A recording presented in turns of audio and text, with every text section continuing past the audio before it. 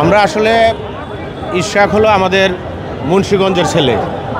আমরা মুন্সিগঞ্জ থেকে আসছি। আমাদের প্রাণের দাবি হলো ইশরাককে যেভাবে হারানো হয়েছে অবৈধভাবে, এই অবৈধ, কারণ সে হলো জনতার মেয়র। মানুষ যদি তৃণমূল থেকে মানে একেবারে ওয়ার্ড লেভেলে ভোট দিতে পারতো তাইলে ইশরাক মেয়র হইতো, এটা কনফার্ম। তা আমরা ইশরাককে যে এই যে ক্ষণ সময়ের জন্য মেয়র হিসাবে চাচ্ছি না, আমরা চাচ্ছি যে ফুল টাইম সে মেয়র হোক।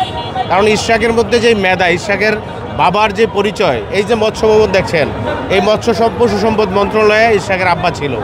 সে সফলতার সাথে মৎস্য পশু সম্পদকে সে মেনটেন করছে।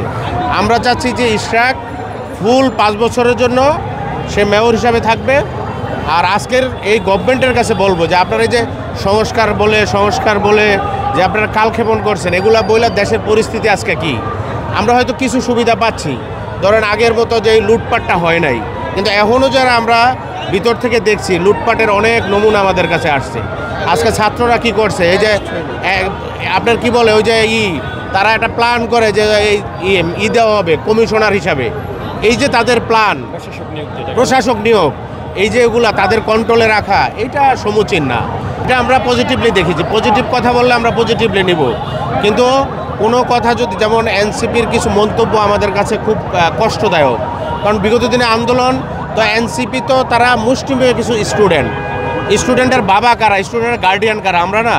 তা আমরা তো আমাদের বাচ্চা কাচ্চা নিয়ে আমরা এখানে ফিল্ডে ছিলাম।